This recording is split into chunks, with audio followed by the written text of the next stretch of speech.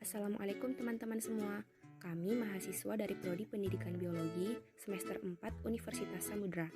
Di sini kami akan membagikan video pembelajaran dari kelompok 7 dengan judul karakteristik morfologi, klasifikasi, dan habitat dari hewan aves untuk memenuhi tugas mata kuliah zoologi vertebrata yang dibimbing oleh dosen Ibu Ayu Wahyuni, MMPD. Kami dari kelompok 7 beranggotakan 3 orang yang dimana saya sendiri Prilda Rizky Hasibuan sebagai pemandu dari video pembelajaran kali ini, Agnes Lydia Syahtari Purba, dan Rasmita.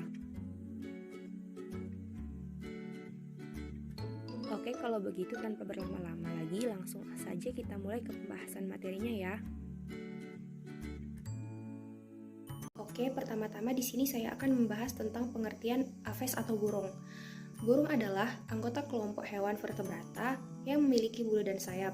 Meskipun burung berdarah panas, ia berkerabat dekat dengan reptil. Nah, bulu tersebut berasal dari epidermis kulit dan merupakan modifikasi dari sisik pada hewan reptil. Burung masa kini telah berkembang sedemikian rupa sehingga dapat terbang jauh, dengan perkecualian pada beberapa jenis yang primitif.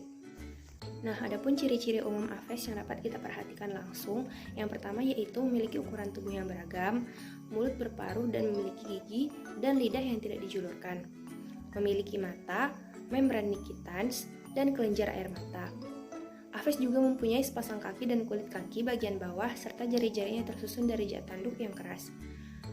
Memiliki sayap, bernapas dengan paru-paru yang berhubungan dengan pundi-pundi udara sebagai alat pernapasan tambahan, memiliki alat suara siring yang terdapat pada percabangan trakea, bersifat homoiktern, memiliki alat peredaran darah ganda, alat ekskresi berupa ginjal metanefros, dan tidak memiliki kantung kemih. Kemudian yang paling terakhir yaitu bersifat ovipar atau bertelur dan fertilisasi terjadi secara internal. Morfologi kepala burung. Tengkorak pada burung meliputi tulang-tulang tengkorak yang kuat dan berfungsi untuk melindungi otak burung. Paruh tersusun atas jat tanduk, bidak bergigi, dan memiliki kondil oksipital yang tunggal. Memiliki vesikel auditori sebagai organ pendengaran. Mata berkembang dengan baik karena terdapat kelopak mata dan membran nikitan serta kelenjar air mata. Yang terakhir yaitu otak berkembang dengan baik karena adanya cerebrum dan lobus opticus serta memiliki 12 pasang saraf kranium. Nah, struktur bulu. Secara filogenetiknya, bulu diduga berasal dari epidermal, sedangkan secara embriologisnya, bulu bermula dari papila dermal. Adapun susunan bulu yang sempurna terdiri dari, yang pertama, terdiri dari shaft atau tangkai, yang merupakan poros utama bulu. Yang kedua, terdiri dari kalamus, yaitu tangkai pangkal bulu. Yang ketiga, terdiri dari rachis, yaitu lanjutan kalamus, yang merupakan sumbu bulu yang tidak berongga di dalamnya.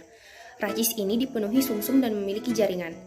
Dan yang terakhir atau yang keempat yaitu terdiri dari vesilum, yang dimana vesilum ini bendera yang tersusun atas babae yang merupakan cabang-cabang lateral dari rachis.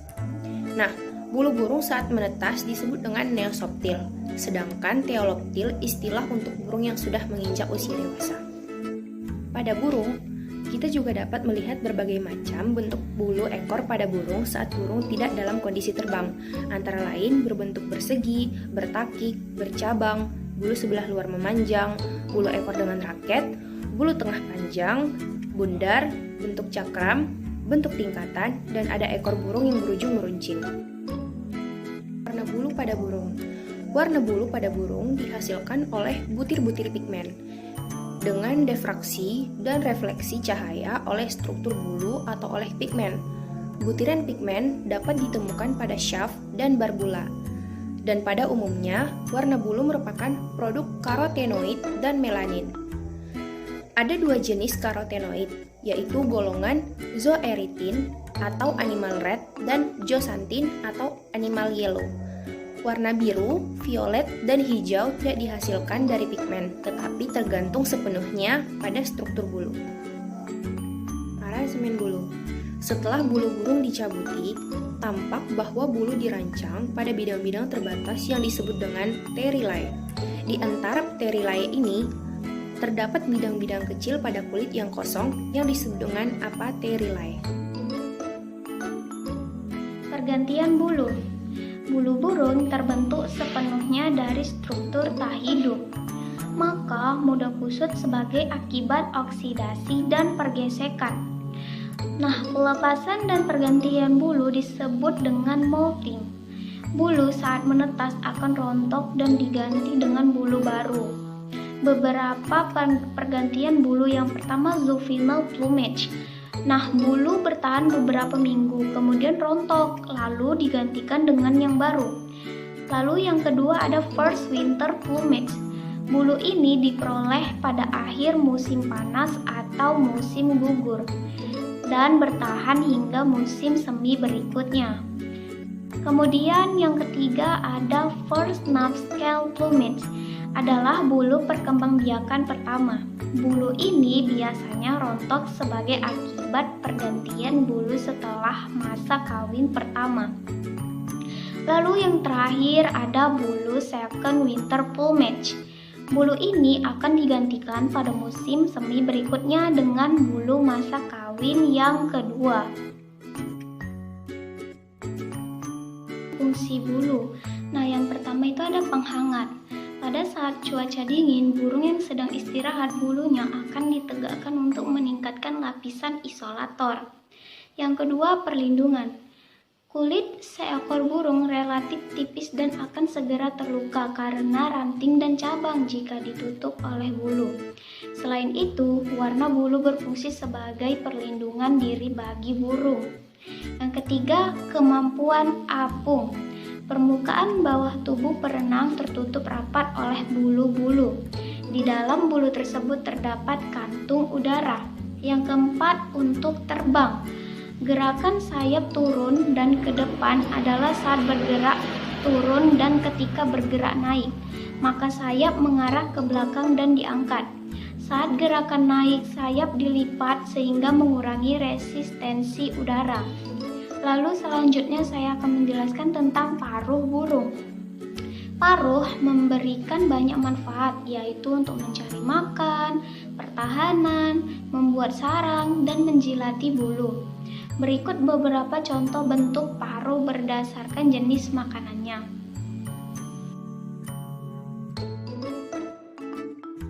Saya akan menjelaskan alat gerak dari burung. Sebagian besar pangkal kaki burung tidak berbulu. Tarsometatarsus tertutup oleh sisik tersebut dan saling menutupi satu sama lain secara teratur. Berikut berbagai macam bentuk-bentuk kaki burung. Klasifikasi Apes. Apes terdiri dari dua subkelas, yaitu subkelas Archaeornithes dan subkelas Neornithes. Pada subkelas Neornithes terbagi lagi menjadi 4 ordo, yaitu Odontognathae, Palaeognathae, Impenens, dan Neognathae. Subkelas Archaeornithes berikut ciri-cirinya, yaitu 1. Apes purba dari dugaan fosil. Kedua, diduga sudah pernah hidup 150 juta tahun yang lalu. Yang ketiga, mempunyai gigi. Yang keempat, jari 3 digit dengan cakar. Yang kelima, tulang ekor panjang atau 13 vertebrae atau memiliki 13 tulang belakang. Yang keenam, contohnya pada hewan Archaeopteryx. Selanjutnya, subkelas Neornithes. Subkelas Neornithes beberapa sudah ada yang punah, tetapi ada yang termasuk burung modern.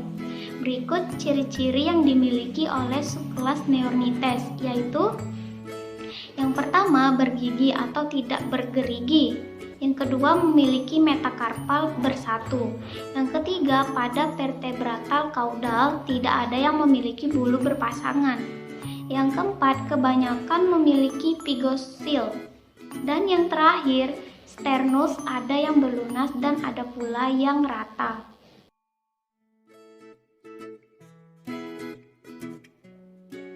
Klasifikasi Apes. Apes terdiri dari 2 subkelas, yaitu subkelas Archaeornithes dan subkelas Neornithes. Pada subkelas Neornithes terbagi lagi menjadi 4 ordo, yaitu Odontognathae, Palaeognathae, Impenens, dan Neognathae.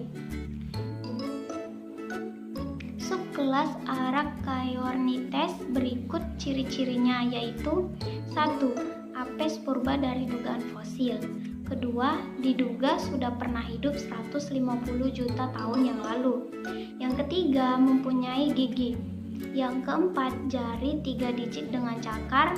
Yang kelima, tulang ekor panjang atau 13 vertebrae atau memiliki 13 tulang belakang. Yang keenam, contohnya pada hewan Archaeopteryx. Selanjutnya, subkelas Neornithes. Subkelas Neornithes beberapa sudah ada yang punah, tetapi ada yang termasuk burung modern.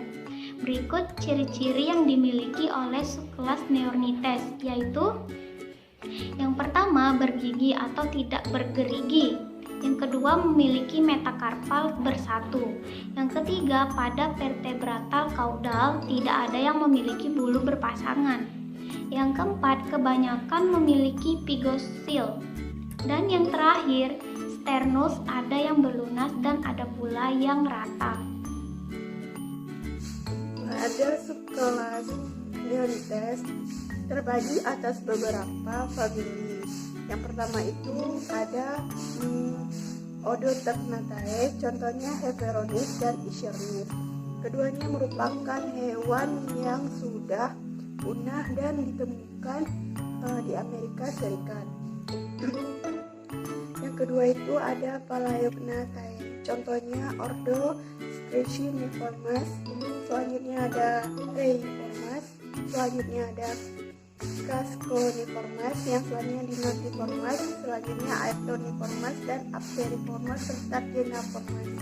Yang ketiga, Impenens, memiliki ciri-ciri sayap yang tidak bergerak anterior yang digunakan untuk berenang dan tidak dapat terbang. Selanjutnya Metarsus bersatu, tetapi tidak sempurna, memiliki 4 buah jari terarah ke muka jari dengan selaput kulit. Selanjutnya bulu kecil ditutupi permukaan tubuh. Pada bagian bawah kulit terdapat lapisan lemak tebal.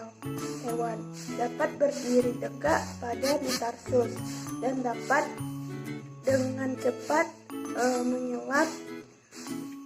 Selanjutnya ada 4 Neognathae, kelompok yang termasuk dalam burung modern, memiliki metarsus yang bersatu dan berlunas, memiliki pomer kecil dan tidak membentuk jembatan pada langit-langit. Contohnya itu seperti Odontognathus, Odontognathus, Ordopelecaniformes, Ordociconiformes, Ordoenceriformes, Ordofalconiformes, Ordogaiformes, Ordodiatriformes, Ordocaradiformes, Ordocolobriformes, Ordovisitatiformes, dan ada Ordocuculiformes, Ordostriciformes, Ordocaprimulgiformes, Ordomicropodiformes, Ordoclogoniformes, Ordovisiformes, Ordocoraciniformes,